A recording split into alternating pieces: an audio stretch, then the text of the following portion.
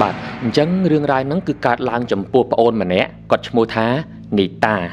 ហ្នឹងហើយនៅថ្ងៃមួយហ្នឹងគឺម្ដាយរបស់គាត់ស្រាប់តែវិលមុខស្លុងតែម្ដងបងប្អូនដោយសារតែម្ដាយរបស់គាត់ហ្នឹងមានជំងឺទឹកនោមផ្អែមជាប្រចាំហើយស្រាប់បូករួមជាមួយនឹងជំងឺដតៃទៀតអញ្ចឹងទៅសុកជំងឺគាត់ហ្នឹងក៏ធ្វើទុកនៅយប់ហ្នឹងអញ្ចឹងបង្ខំចិត្តឲ្យប្អូននីតាត្រូវជូនម្ដាយរបស់គាត់ហ្នឹងទៅមន្ទីរពេទ្យដ៏ល្បីឈ្មោះមួយកន្លែងនៅក្នុងទីក្រុងភ្លាមហើយគាត់បានយកម្ដាយរបស់គាត់ទៅមន្ទីរពេទ្យទាំងយប់តែម្ដងពេលទៅដល់ពេទ្យភ្លាមបងប្អូនគ្រូពេទ្យយាមក៏បានពិនិត្យមើលរូបរាងកាយម្ដាយរបស់គាត់ប្រហែលជាខ្ទង់20ទៅ30នាទីហើយក៏ចេញមកប្រាប់នីតាវិញថាម្ដាយរបស់អូនឯងត្រូវសម្រាកនៅឯមន្ទីរពេទ្យហើយដើម្បីធ្វើការតាមដានបន្ត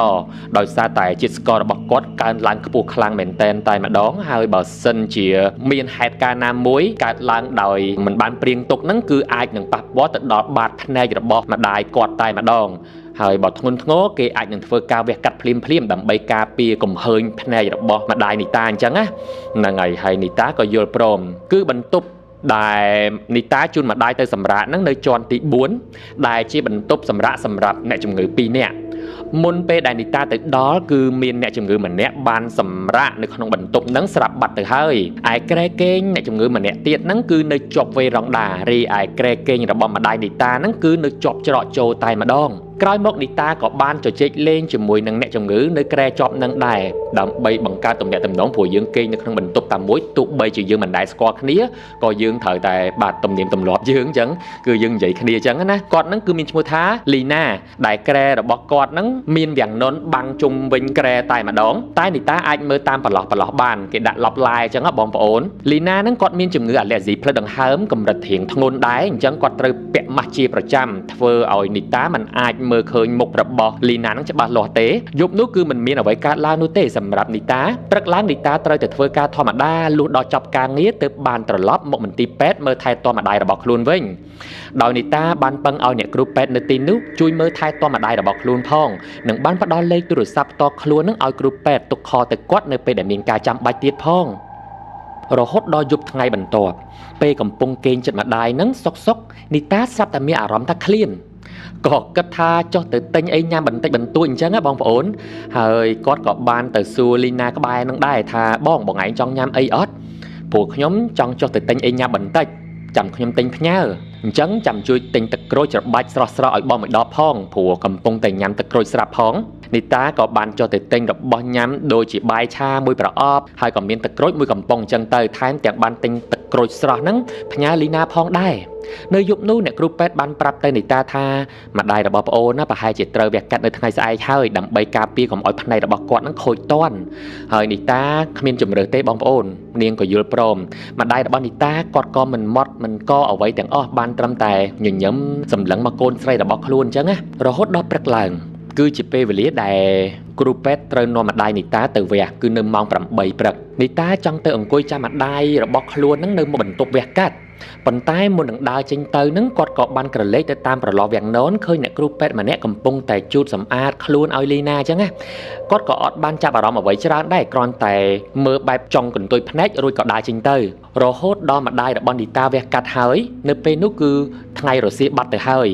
នីតាបានមកអង្គុយយាមម្ដាយរបស់ខ្លួននៅបន្ទប់ក្រោយការវះកាត់ប្រហែលជា2ម៉ោងក្រោយមកគេក៏បញ្ជូនម្ដាយរបស់គាត់នឹងចូលទៅបន្ទប់ដើមដដែលវិញប៉ុន្តែនៅពេលដែលនីតាមកមួយសារទៀតហ្នឹងនីតាអត់បានឃើញសាច់ញាតិរបស់លីណាអង្គុយនៅទីនោះទៀតទេមិនដឹងជាទៅណាបាត់អស់រលីងឃើញតែបងលីណារបស់គេនៅត្រង់នោះតែមិននិយាយស្ដីអ្វីទាំងអស់តែម្ដងដោយនឿយហត់ខ្លាំងពេកពេលដែលអង្គុយយាមម្ដាយសុកនីតាក៏គេងលក់បាត់ទៅតែគេងហ្នឹងគាត់មានអារម្មណ៍របៀបពាក់កណ្ដាលគេងលក់ពាក់កណ្ដាលដឹងខ្លួនអញ្ចឹងបងប្អូនហើយគាត់មានអារម្មណ៍ថាដូចជាមាននរណាគេម្នាក់កំពុងតែមកខ្សឹបនៅក្បែរត្រចៀកគាត់សើហើយសំឡេងនោះគឺជាសំឡេងរបស់យាយចាស់ម្នាក់ដែលនិយាយមកកាន់នីតាថាមីអូននិយាយជាមួយយាយបន្តិចមើលពេលហ្នឹងនីតាក៏ភ្ញាក់ឡើងហើយក៏ឆ្លើយតបវិញថាយាយមានការអីមែនបាទយាយចាស់ម្នាក់ហ្នឹងក៏បន្តថាបាយឆាដែលមីអូនឯងទិញមកញ៉ាំល្ងាចមិញហ្នឹងឈ្ងុយដល់ហើយមានអារម្មណ៍ថាចង់ញ៉ាំណាមិនម៉ាលើកក្រោយជួយទិញឲ្យយាយមួយប្រអប់ផងនិយាយតែប៉ុណ្្នឹងនីតាក៏ភ្ញាក់ឡើងព្រឺតនីតាគិតថាចំអំបញ្ញមិញហ្នឹងគាត់យល់សពឬក៏ជាការពិតហើយគាត់ក៏បាននិយាយរឿងរ៉ាវទាំងអស់ហ្នឹងឲ្យម្ដាយរបស់ខ្លួនស្ដាប់ ម្ដាយរបស់គាត់ក៏ប្រាប់ថាអត់អីទេកុំខ្វាយខ្វល់ច្រើនពេកពេលខ្លះកូនគ្រាន់តែហត់នឿយពេកយល់សប្តិផ្ដាស់តែប៉ុណ្ណោះហើយនៅថ្ងៃនោះរហូតដល់ម៉ោង 6 ល្ងាចនីតាក៏បានចុះទៅទិញអីញ៉ាំធម្មតាពេលដែលចុះទៅហ្នឹងនីតាក៏អត់ភ្លេចទិញទឹកក្រូចស្រស់មួយដបផ្ញើជូនបងលីណារបស់គេនោះដែរលុះរហូតដល់នីតាឡើងមកវិញក៏ឃើញវាំងននរបស់បងលីណាហ្នឹងនៅបិទដដែលហើយបងលីណាក៏បានសួរមកប្អូនស្រីថាបានអីញ៉ាំថ្ងៃនេះនីតាដែលកំពុងតែដើរចូលមកបណ្ដើររៀបចំអីវ៉ាន់បណ្ដើរនៅលើតុសម្រាប់គេដាក់អីវ៉ាន់ហ្នឹងណានិយាយថាថ្ងៃហ្នឹងខ្ញុំទិញបាយឆាមកបងហើយខ្ញុំក៏បានទិញទឹកក្រូចស្រស់ជូនបងដែរខ្ញុំយកឲ្យបងឥឡូវហ្នឹងអត់ហើយលីណាក៏ឆ្លើយតបវិញថាមិនបាច់ទេទុកនៅលើតុហ្នឹងទៅចាំពេលបងឃ្លានចាំបងទៅយកខ្លួនឯងនីតាក៏បានសួរទៀតថាបងថ្ងៃនេះបងប្អូនបងទៅណាអស់ហើយអត់ឃើញណាគេមកកំដរបងអញ្ចឹងលីណាក៏បានប្រាប់ថាអូប្តីបងហ្នឹងគឺគាត់ត្រឡប់ទៅវិញហើយស្អែកបានគាត់ត្រឡប់មកវិញហើយបងប្អូនបងដតីទៀតគាត់រវល់ថ្ងៃហ្នឹងអញ្ចឹងយប់ហ្នឹងបងមានតែស្នើឲ្យនីតាឯងជួយនិយាយលេងជាមួយបងរហូតដល់បងគេងបានទេព្រោះបងអត់សុខណាស់បាទនីតាក៏ប្រាប់ថាបានអត់អីទេបងខ្ញុំហ្នឹងគឺប្រកែនិយាយស្រាប់ហើយបើសិនជាបងនិយាយលេងហ្នឹងងងុយគេងពេលណាប្រាប់ខ្ញុំណាបងគេងមុនខ្ញុំក៏បានដែរនិយាយគ្នាទៅមកបានមួយស្របក់លីណាក៏បានប្រាប់ថានីតាបងងងុយគេងហើយអញ្ចឹងបងសុំគេងមុនហើយណានីតាឆ្លើយមកវិញថាចាបងសម្រាប់ឲ្យបានច្រើនទៅខ្ញុំលេងហ្គេមតែមួយផ្លែទៀតហ្នឹងខ្ញុំគេងលក់ដែរហើយសុកនីតាមិនដឹងជាគេងលក់តាំងពីពេលណាទេស្រាប់តែយប់ហ្នឹងក៏មានអ្នកមកខ្សឹបកេះខ្លួនទៀតហើយនីតាក៏ភ្ញាក់មកឃើញលោកយាយដដែលនឹងតែម្ដងដែលនាងបានជួបកាលពីម្សិលមិញតែមកលើកនេះគឺមកបែបកាចតែម្ដងគាត់បាននិយាយថាឯណាបាយឆាអញនៅឯណាគឺកាចតែម្ដងបងប្អូនមកលើកហ្នឹងណានីតាក៏ឆ្លើយមកវិញថា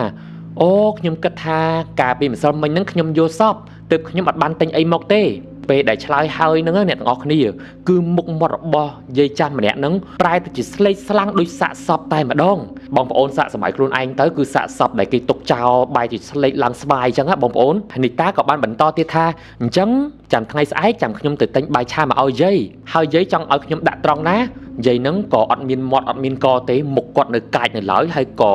ចង្អុលទៅកន្លែងដែលតុកដាក់សម្ភារៈអញ្ចឹងណាបានន័យថាឲ្យនីតាយកបាយឆាទៅដាក់នៅត្រង់នោះទៅហើយយាយហ្នឹងក៏បន្តទៀតថាមកដេកនៅក្រែរបស់យើងឡើងយូរអត់មានគិតទេថាទិញផ្កាទិញអីមកផ្ញើអញវ៉ាវនីតាគឺភាំងខ្លាំងមែនតែនហើយក៏ឆ្លើយតបទៅវិញថាអញ្ចឹងក៏បានដែរចាំថ្ងៃស្អែកខ្ញុំទិញទាំងបាយឆាហើយនឹងផ្កាមកឲ្យយាយតែម្ដងក្រោយពីនឹងមកនីតាក៏ភ្ញាក់មែនតែនតែម្ដងហើយក៏អត់បាននិយាយរឿងរ៉ាវហ្នឹងទៅឲ្យម្ដាយខ្លួនស្ដាប់ដែរនៅពេលនោះអ្នកទាំងអស់គ្នាលុះល្ងាចស្អែកឡើងនីតាក៏បានចុះទៅទិញអីញ៉ាំតាមធម្មតាហើយលើកនេះនីតាក៏មិនបានភ្លេចក្នុងការទិញបាយឆានិងផ្កាឡើងមកវិញដែរពេលនោះមកដល់វិញនីតាក៏បានយកបាយឆានិងផ្កាទៅដាក់កន្លែងដែលយាយម្នាក់នោះបានចង្អុលប្រាប់ហើយសុកម្ដាយរបស់នីតាក៏បាននិយាយថាយប់មិញមានយាយម្នាក់មកឲ្យកូនទិញបាយឆានិងផ្កាយកទៅឲ្យគាត់មិនមែននីតាធ្វើមុខបែបស្រឡាំងកាំងអ្នកទាំងអស់គ្នា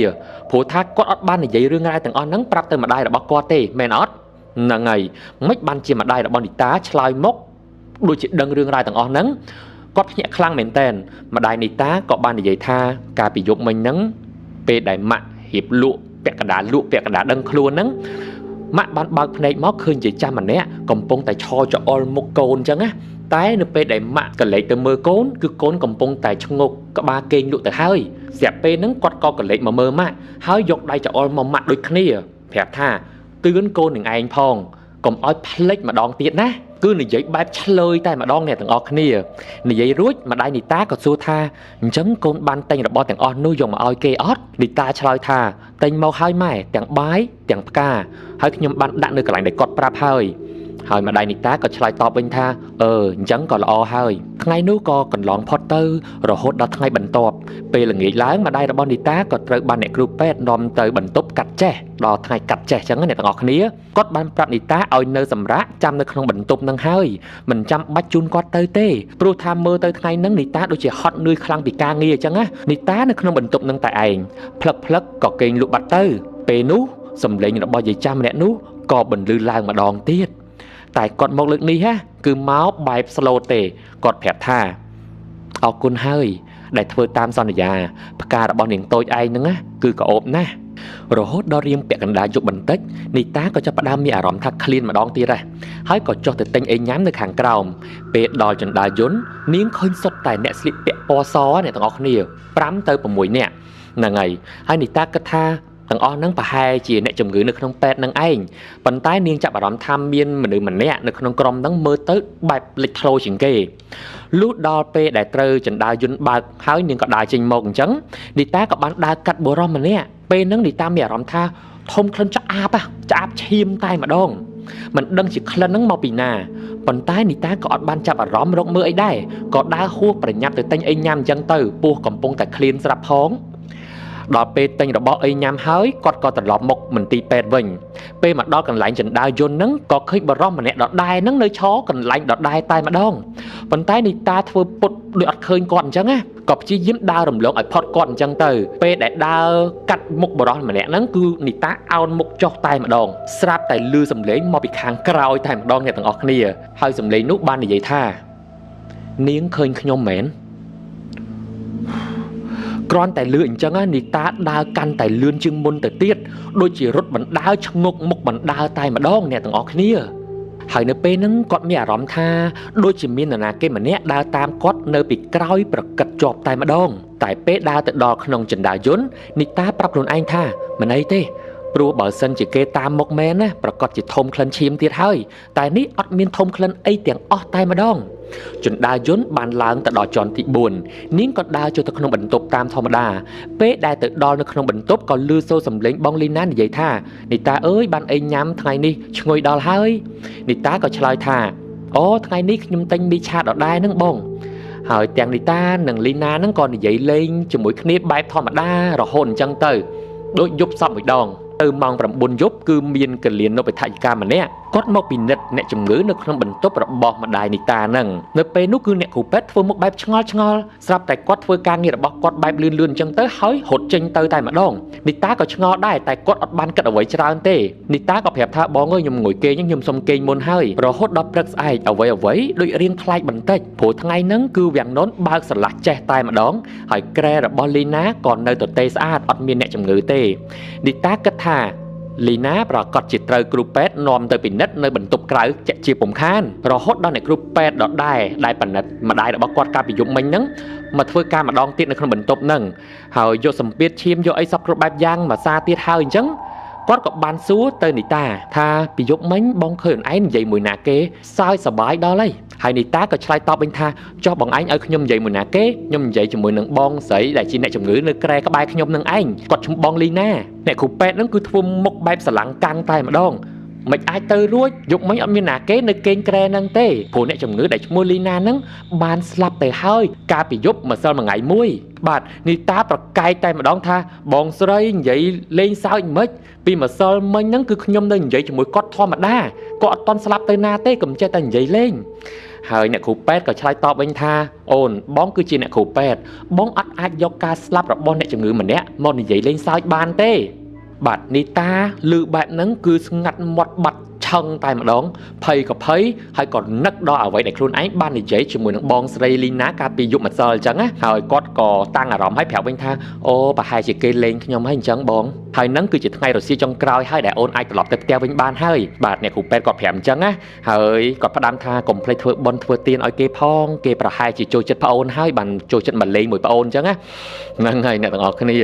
រហូតដល់ពេលរសៀលបន្តិចហ្នឹងចប់ការងារអស់គឺនីតាក៏ត្រូវត្រឡប់ទៅផ្ទះវិញហើយគាត់ត្រូវរងចាំឪពុករបស់គាត់ហ្នឹងដើម្បីមកយកទាំងនីតាហើយនិងម្ដាយរបស់ខ្លួនត្រឡប់ទៅផ្ទះវិញស្រាប់ពេលហ្នឹងគឺគាត់ក៏បានចុះទៅក្រោមអគារនៃមន្ទីរពេទ្យដើម្បីទៅចាំឪពុករបស់ខ្លួនមុននឹងនាំគ្នាឡើងមកយកម្ដាយអញ្ចឹងណាហ្នឹងហើយគាត់បានដើរកាត់នៅបន្ទប់សង្គ្រោះបន្ទាន់នៅពេលហ្នឹងក៏ទុយភ្នែករបស់គាត់បានក្រឡេកទៅឃើញគ្រូពេទ្យកំពុងតែរុញរទេះអូសសាក់សពចេញពីបន្ទប់គាត់ក៏ឈរថ្មឹងឲ្យគេទាញសាក់សពហ្នឹងទៅផុតមុខខ្លួនឯងអញ្ចឹងណាហើយពេលហ្នឹងក៏មានបរិសម្នាក់ដើរតាមសារយោហ្នឹងដែរនីតាគិតថាមុខបរិសម្នាក់ហ្នឹងដូចជាស្តៀងហ្នឹងហើយធ្លាប់ឃើញនៅណាអញ្ចឹងណាសុកស្រាប់តែបរិសម្នាក់ហ្នឹងដើរផុតគាត់ហើយហ្នឹងណាក៏លេចមកសួរគាត់វិញថាអូនឯងឃើញបងមែនហ្នឹងហើយបងគឺជាសាក់សពដែលគេកំពុងតែអូសនឹងឯង ហ្នឹងហើយតែការដែលគាត់និយាយហ្នឹងគឺគាត់អត់ហើបមាត់ទេអ្នកទាំងអស់គ្នារបៀបសិក្សាផ្លូវចិត្តផ្ដល់អារម្មណ៍ហ្នឹងឲ្យនីតាដឹងអញ្ចឹងអ្នកទាំងអស់គ្នាគ្រាន់តែប៉ុណ្្នឹងគឺនីតាងាកមុខចេញអោនមុខចុះរត់ចេញយ៉ាងលឿនតែម្ដងដើម្បីទៅចាំឪពុកមកយកហើយអត់ហ៊ាននិយាយអ្វីទាំងអស់នីតាចាំរហូតដល់ទៅដល់ផ្ទះទើបបរិយាយសពគ្រប់បែបយ៉ាងរឿងរ៉ាវដែលខ្លួនបានជួបនៅមន្ទីរពេទ្យទាំងអស់ឲ្យទាំងម្ដាយឲ្យទាំងឪពុកស្ដាប់ពីដំបូងហ្នឹងគាត់គិតថាធ្វើបុណ្យដាក់បាតឧទ្ទិសកុសលឲ្យគេធម្មតាទេប៉ុន្តែលើកនេះគឺធ្វើបុណ្យធំតែម្ដងបែបមានសង្ឃទានបលែងសัตว์បលែងអីចឹងណាបងប្អូនដើម្បីឧទ្ទិសកុសលទៅឲ្យវិញ្ញាណទាំង3ដែលនីតាជួបគឺបងលីណាបុរសម្នាក់ហ្នឹងហើយនឹងលោកយាយម្នាក់ដែលនៅក្នុងបន្ទប់សុំផ្កាសុំបាយឆាហ្នឹងហ្នឹងហើយឧទ្ទិសកុសលឲ្យទាំង3វិញ្ញាណហ្នឹងតែម្ដង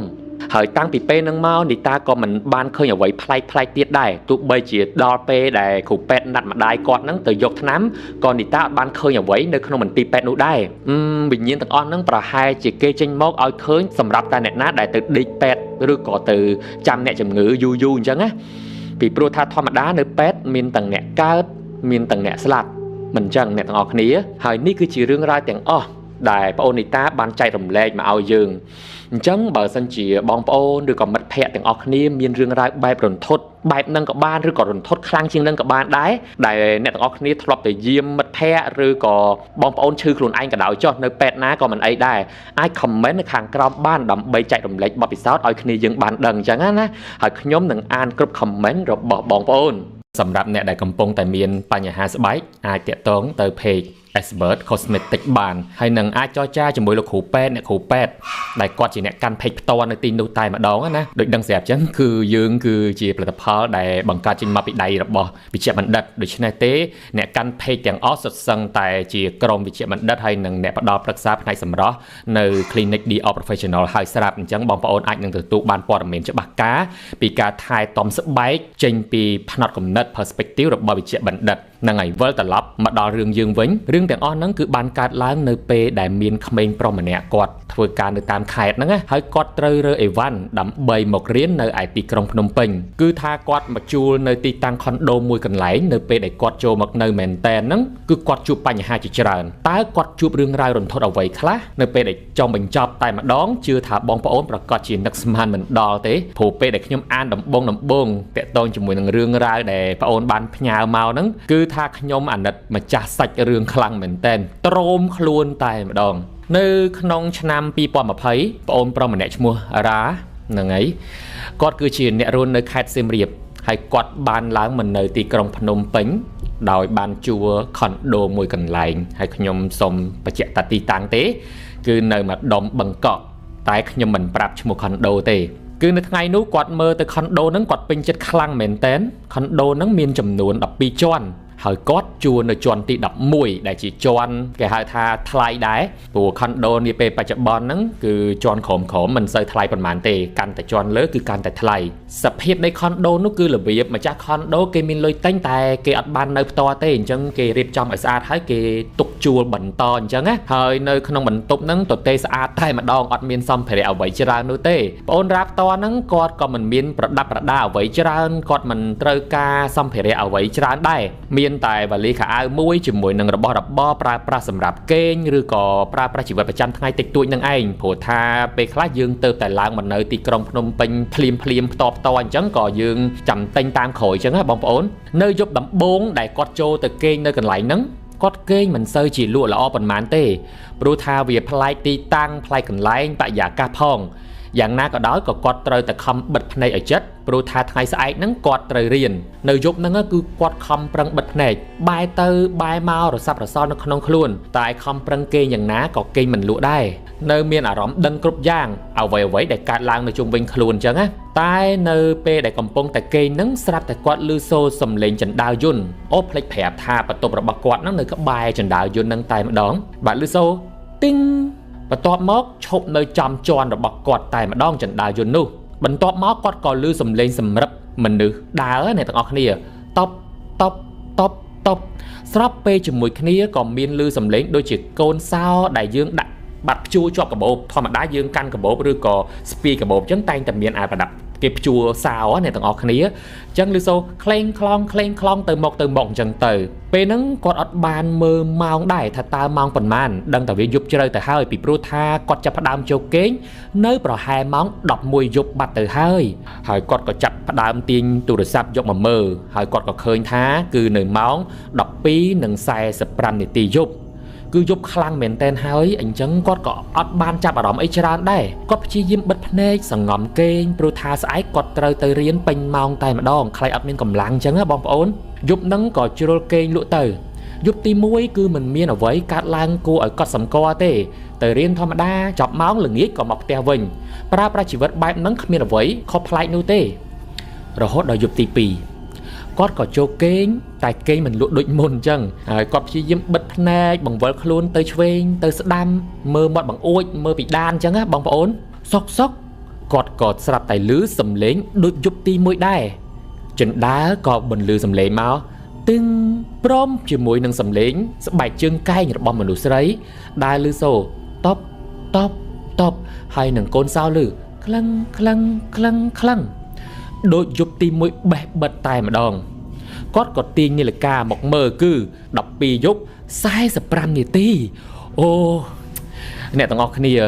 គាត់គិតនៅក្នុងចិត្តខ្លួនឯងថានារីម្នាក់នឹងប្រកាសជាអ្នកធ្វើការយប់អញ្ចឹងហើយចាប់ម៉ោងការងារគឺទៀងទាត់ស្មើម៉ោងតែម្ដងគាត់ក៏មិនបានគិតអ្វីច្រើនដែរព្យាយាមសង្ងំបិទភ្នែកគេងទៅវិញអញ្ចឹងណាហើយក៏មិនបានគិតភ្នែកទៅលើរឿងរ៉ាវអ្វីដែលព្រឺសម្បុរនោះដែរអូយអ្នកទាំងអស់គ្នាគ្រាន់តែនិយាយថាប៉ុណ្ណឹងគឺខ្ញុំព្រឺសម្បល់ហើយគាត់ជួនកូនឆ្កែអីខ្ញុំហ្នឹងគឺមិននៅជុំវិញខ្លួនខ្ញុំតែម្ដងសង្ស័យមានអារម្មណ៍ដូចខ្ញុំអញ្ចឹង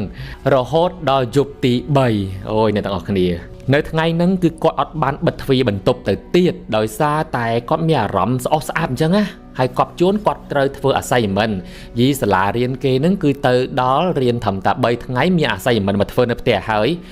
គឺជាការងារផ្ទះផ្សេងដើម្បីប្រគល់ឲ្យគ្រូសាលាហើយគាត់ក៏បើកទ្វារចោលអញ្ចឹងទៅដើម្បីឲ្យមានខ្យល់ចេញចូលព្រោះគាត់បានបើកបង្អួចដែរមាត់បង្អួចដែរប៉ុន្តែវាដូចជាខ្វះអុកស៊ីហ្សែនអញ្ចឹងណាអញ្ចឹងគាត់ត្រូវការបរិយាកាសដើម្បីធ្វើឲ្យគាត់ហ្នឹងមានអារម្មណ៍មានមូដល្អក្នុងការសិក្សាពេលហ្នឹងគឺ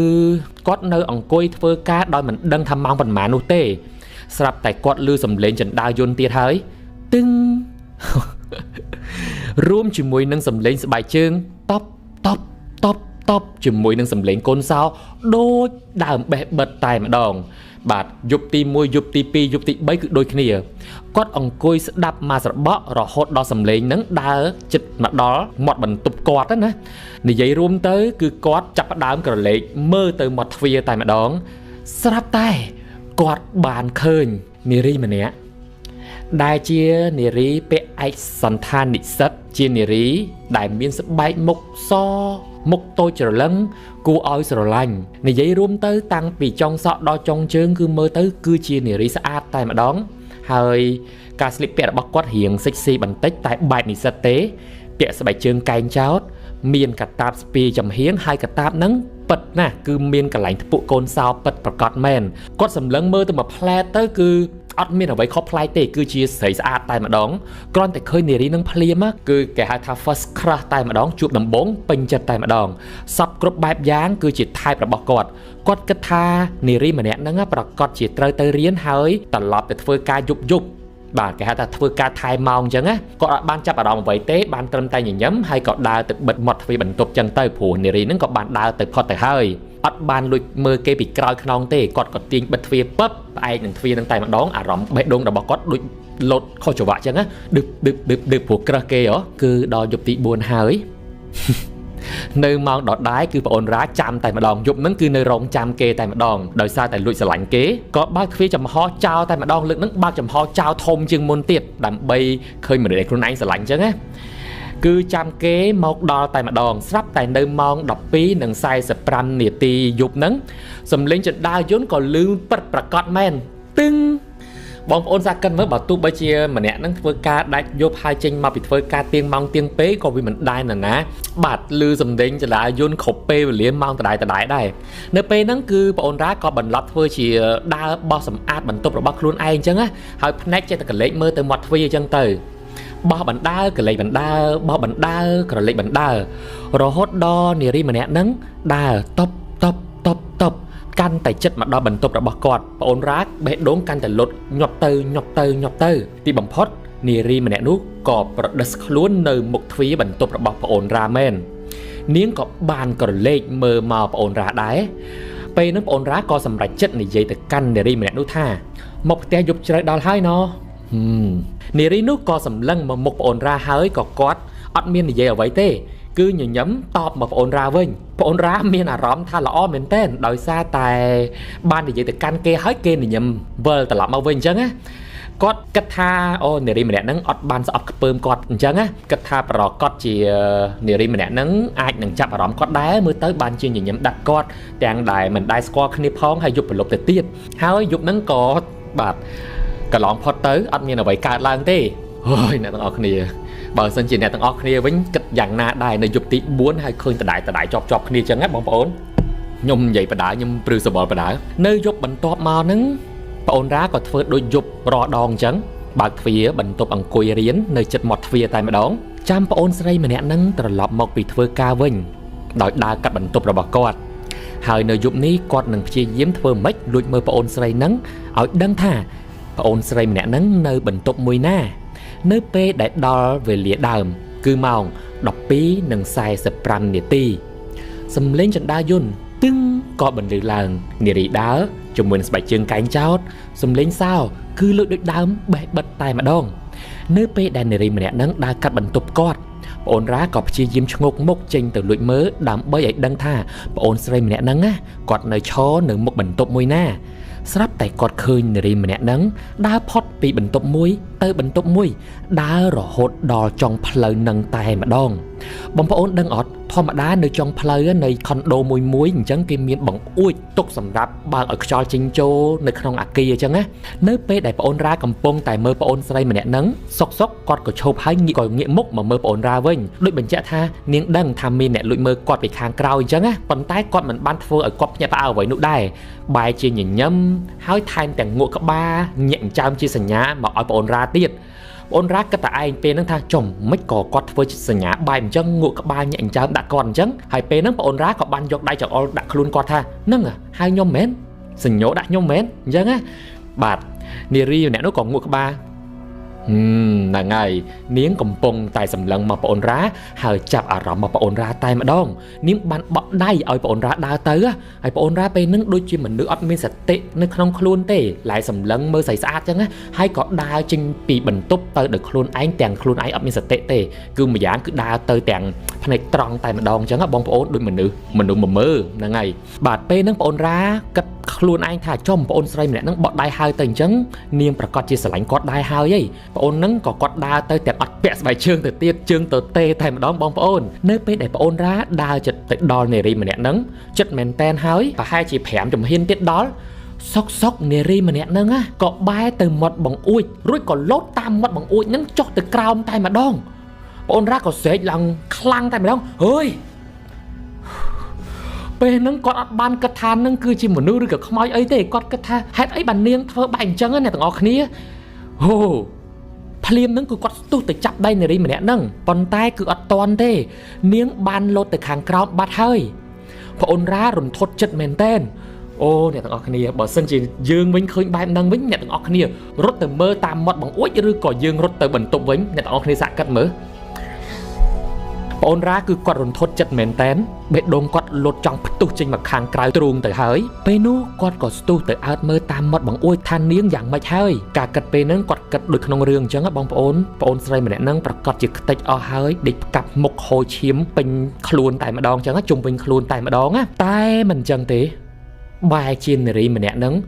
នៅឈរពីខាងក្រោមហើយសម្លឹងមុខប្អូនរ៉ាដោយញញឹមហើយបក់ដៃឲ្យគាត់លោតទៅតាមអញ្ចឹងបងប្អូនអូគ្រាន់តែប៉ុណ្ណឹងប្អូនរ៉ាឈរញ័រជើងទៅត្រើតបេះដូងតបកាំងធ្វើអ្វីមិនចេញសំបីតែចង់ដើរត្រឡប់ទៅបន្ទប់វិញហ្នឹងក៏ធ្វើមិនរួចដែរគឺជើងហ្នឹងត្រូវដូចនរណាគេម្នាក់ចាប់ជើងជាប់មិនឲ្យកំរើអញ្ចឹងបងប្អូនធ្វើអ្វីក៏មិនត្រូវដែរប៉ុន្តែអ្វីដែលធ្វើឲ្យគាត់កាំងលើកដៃលើកជើងទៅណាលេងរួចគឺសុកស្រាប់តែលឺសូរសំឡេងចន្ទាយន្តទឹងគាត់ក៏ងាកមើលទៅចន្ទាយន្តទាំងបេះដូងឌឹប លឺសំឡេងស្បែកជើងកែងចោតតបជាមួយនឹងសំឡេងកូនសោតែគ្មានឃើញនរណាគេម្នាក់ដើរទេអ្នកទាំងអស់គ្នាហេតុអ្វីបានជាលឺសំឡេងទាំងអស់នោះគឺមានតែប្អូនរ៉ាឈរនៅលើផ្លូវមាត់ផ្លូវនៃអាគារហ្នឹងតែឯងអូអ្នកទាំងអស់គ្នាតែសំឡេងដើរនោះលឺកាន់តែចិត្តឡើងគាត់ក៏ដើរទាំងវេទនាម្ដងបន្តិចយកដៃកាន់ជើងតែម្ដងអ្នកទាំងអស់គ្នាដើម្បីឲ្យទៅដល់បន្ទប់វិញតម្រាំតែទៅដល់បន្ទប់ហ្នឹងគឺសឹងតែដាច់ខ្យល់ទៅហើយព្រោះតែជើងគាំងមួយកន្លែងរាងកាយគាំងសពគ្រប់បែបយ៉ាងតែមុននឹងគាត់ចូលទៅដល់បន្ទប់គាត់ក៏បានឮសូរសំឡេងសើចគាត់ក៏ប្រញាប់បិទទ្វារចាក់សោហើយក៏ទេរកពួកម៉ាក់គាត់គ្រប់លេខតែម្ដងសំឡេងសើចហ្នឹងណានៅតែបន្តលឺឡើងអូព្រោះថាពេលហ្នឹងបើសិនជាឲ្យគាត់រត់ចូលចណ្ដើរយន្តជិះមកខាងក្រោមតែឯងក៏គាត់ទៅមិនរួចដែរព្រោះខ្លាចប្អូនស្រីម្នាក់ហ្នឹងនៅក្នុងចណ្ដើរយន្តជាមួយគាត់តែម្ដងគឺមិនចប់អ្នកទាំងអស់គ្នាគាត់ទ្រាំលេងបានហើយចាំថ្ងៃស្អែកមិនកើតទេមិនយូរប៉ុន្មានមិត្តភ័ក្តិរបស់គាត់ក៏មកគូទ្វារប្អូនរ៉ាមិនទាន់បាននិយាយអ្វីប្រាប់ដែរត្រឹមតែថាចេញពីទីនេះសិនទៅចាំតែដល់ផ្ទះពុកម៉ាក់របស់ខ្លួនហ្នឹងចាំនិយាយរហូតដល់ផ្ទះមិត្តភ័ក្តិរបស់ខ្លួនដែលជាបន្ទប់ជួរតូចរៀងចង្អៀតគាត់ក៏បាននិយាយរឿងរ៉ាវទាំងអស់ដែលបានកើតឡើងឲ្យមិត្តភ័ក្តិរបស់ខ្លួនស្ដាប់គាត់បានប្រាប់ថាគាត់សុំនៅទីហ្នឹងពី3ថ្ងៃសិនហើយផ្ទះហ្នឹងតូចពេកនៅជុំគ្នា3-4នាក់អញ្ចឹងគឺវាលំបាកបើថែមប្អូនរ៉ាមួយទៀតអញ្ចឹងទៅវា4នាក់កាន់តែចង្អៀតខ្លាំងមែនតែនក៏មានមិត្តម្នាក់ទៀតនិយាយថាគិតអញ្ចេះទៅមិនចាំបាច់ទៅណាទេគឺពួកយើងទៅនៅបន្ទប់ជាមួយនឹងរ៉ាឯងតែម្ដងទៅនៅឯខុនដូហ្នឹងតែម្ដងវាទូលាយហើយបើជួបដូចឯងប៉ិតមែនយ៉ាងណាក៏យើងមានគ្នា4នាក់ដែរមិនចាំបាច់ខ្លាចទេបាទអញ្ចឹងពួកគេក៏បានរើអីវ៉ាន់ទៅនៅជាមួយនឹងបន្ទប់ប្អូនរ៉ាជុំគ្នាតែម្ដងនៅយប់ដំបូងបងប្អូនគឺពួកគេទាំង4នាក់ហ្នឹងគេងជុំគ្នានៅខុនដូហ្នឹងពួកគេរងចាំស្ដាប់ឲ្យតែដល់ម៉ោង 12:45 នាទីពួកគេចាំស្ដាប់តែម្ដងតែអត់លឺអ្វីទាំងអស់តែម្ដងនិយាយរួមខ្មោចនឹងធ្វើស៊ីហ្មងណាហើយផុតយប់ទី1បាត់ចូលយប់ទី2យប់ទី2យប់ទី3យប់ទី4នៅមិនឃើញអ្វីទាំងអស់តែម្ដងអញ្ចឹងពួកគេគិតថាប្រហែលជានារីម្នាក់ហ្នឹងឬខ្មោចស្រីម្នាក់ហ្នឹងលែងចេញមកលងអីបន្តទៀតហើយបាទប្អូនរ៉ាអាចសប្បាយចិត្តបានប្អូនរ៉ាអត់អាចខាត់មិត្តភ័ក្តិរបស់ខ្លួនឲ្យនៅបន្តទៀតបាននោះឡើយព្រោះអត់មានអ្វីកើតឡើងផងហើយខ្លួនឯងក៏នៅតែភ័យខ្លាចយ៉ាងណាក៏ត្រូវតែទ្រាំនៅកន្លែងនោះបន្តទៀតព្រោះថាបងលុយបងកាក់ហើយថ្លៃបន្ទប់ជួលក៏ថ្លៃទៅទៀតខ្លួនអត់មានលុយទេហើយគាត់ក៏ដូចដើមអញ្ចឹងគឺនៅយប់នោះគឺគាត់គេងមិនលក់ទេប្អូនរ៉ាក៏យកភួយមកបិទមុខសង្ងំគេងតែម្ដងមិនមើលទូរស័ព្ទបិទទ្វារបិទអីសັບគ្រប់បែបយ៉ាងតែម្ដងតែនាឡិកាក៏គាត់មិនមើលដែរកុំឲ្យចងចាំអាម៉ោង 12:45 ម៉ោង 12:45 នឹងជាប់លាប់ពេកណាស្រាប់តែម៉ោង 12:45 នាទីសំឡេងក៏ឮទឹងមនុស្សស្រីដើរតបសំឡេងសោក្លឹងឮដូចធម្មតាអ្នកទាំងអស់គ្នាអូតែលើកនេះមិនមែនដើរទៅផុតទេដើរមកឈប់ចំមាត់បន្ទប់ប្អូនរ៉ាតែម្ដងបងប្អូនពួកយើងសាកសម័យរូបភាពមើលនៅពេលដែលយើងគេងនៅក្នុងបន្ទប់បិទភ្លើងចិត្តប៉ុន្តែនៅខាងក្រៅអាគារខុនដូគេមិនបើកភ្លើងអញ្ចឹងវាធ្វើឲ្យមានសម្ោជះចូលដល់បន្ទប់យើងអញ្ចឹងណាបងប្អូនរ៉ាបានឃើញសម្ោមនុស្សស្រីឈរនៅមុខបន្ទប់ប្អូនតែម្ដងអូអ្នកទាំងអស់គ្នាបេះដូងយើងគឺបឹបតែម្ដងនៅពេលដែលគាត់រន្ធត់ចិត្តកាន់តែខ្លាំងឡើងសំឡេងឆ្កឹះទ្វារសោដូចរបៀបមានមនុស្សឆ្កឹះទ្វារអញ្ចឹងក៏បានបន្លឺឡើងគ្រិករបៀបថាមនុស្សដែលនៅខាងក្រៅនឹងព្យាយាមចាក់សោចូលមកក្នុងបន្ទប់មកនៅជាមួយនឹងប្អូនរ៉ាកាន់តែញាប់ប្រប់ពេញខ្លួនតែម្ដងខំប្រឹងកលុំភួយសូត្រធွာសពគ្រប់បែបយ៉ាងគាថាណាក៏សូត្រដែរក្រោយសំងំអររយៈពេលមួយមកគាត់ក៏មានអារម្មណ៍ថាសន្មោនោះបានដើរចេញពីបន្ទប់គាត់បាត់ទៅហើយក្រោយមកស្ថានភាពក៏ស្ងាត់សូន្យឈឹងឮសូរតែសំឡេងចង្រិតយំជ្រេកគាត់ក៏សម្រេចចិត្តដើរមើលទៅតាមប្រឡោះកែវតូចដែលនៅជាប់ទ្វារបន្ទប់ធម្មតាទ្វារវាមានអាប្រឡោះកែវឆ្លោះមើលអញ្ចឹងណាបើអ្នកទាំងអស់គ្នាដូចគាត់វិញតែអ្នកទាំងអស់គ្នានឹងទៅមើលអត់គាត់ក៏អោនភ្នែកយកទៅចិត្តប្រឡោះកែវទូចនោះបងប្អូន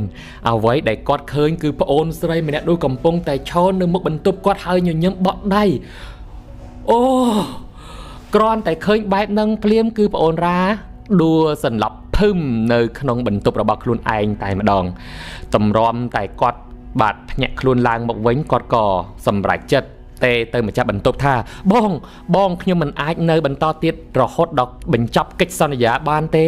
ខ្ញុំសូមរើអីវ៉ាន់ចេញហើយបើសិនជាបងអត់ប្រកាន់ទេខ្ញុំសូមតែលុយកក់ពាក់កណ្ដាលមកវិញបានហើយប្អូនរ៉ាក៏បានសួរសំណួរមួយទៀតថាបងខ្ញុំសួរមែនតែននៅនឹងមានអីអត់បាទសំតែម្ចាស់បន្ទប់ហ្នឹងគាត់ខឹងគាត់សួរថាប្អូនឯងកាត់អីមែនគាត់បែរជាមកនិយាយជាមួយនឹងប្អូនរ៉ាថាចំគេនៅនឹងទៀតហ៎គេអត់តន់ទៅទេហ៎បាទគឺម្ចាស់អាគារគាត់និយាយបែបហ្នឹងណាបងប្អូនដល់ពេលតែម្ចាស់បន្ទប់និយាយបែបហ្នឹងប្អូនរ៉ាភាំងស្រឡាំងកាំងហើយគាត់ក៏បន្តគិតថាមានន័យថាម្ចាស់បន្ទប់ហ្នឹងគាត់ដឹងរឿងរ៉ាវទាំងអស់ហ្នឹងមែនប្អូនរ៉ាក៏បន្តសួរទៅម្ចាស់បន្ទប់ហ្នឹងហើយម្ចាស់បន្ទប់ហ្នឹងក៏បន្តថាប្អូនស្ដាប់ណាគឺថាអញ្ចេះរឿងរ៉ាវកាលពី2ឆ្នាំមុនហ្នឹងមុនដែលប្អូនរ៉ាមកស្នាក់នៅគឺមាននិស្សិតប្រុសម្នាក់គាត់បានមកជួលកន្លែងហ្នឹង